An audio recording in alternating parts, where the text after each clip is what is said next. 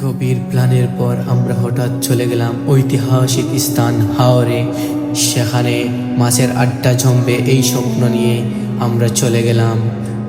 পায়ে হেঁটে 304 কিলোমিটার যেতে যেতে পায়ের ব্যথা ও প্রেমিকার মনের মতো কাদা রাস্তায় ডুবে ডুবে আমরা সেই হতভম্ব হয়ে যেতে যেতে মাঝ রাস্তায় প্রেমিকার মতো নাগিন সাপ ও তেলাপোকার দেখা।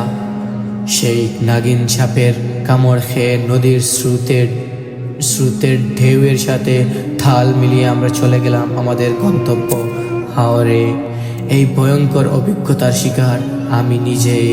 305 কিলোমিটার হাঁটার পর নৌকা দিয়ে প্রেমিকার নাগিন ডান্সের মতো আমার মনে নৌকার যাত্রার পথ ভয়ঙ্কর ছিল। সবশেষে একটি কুঁড়েঘরের দেখা এবং একটি নিজস্ব চাঁদকে শত শত অভিযোগ দিলাম। তারপর মাছ খেতে পারি নাই। তারপর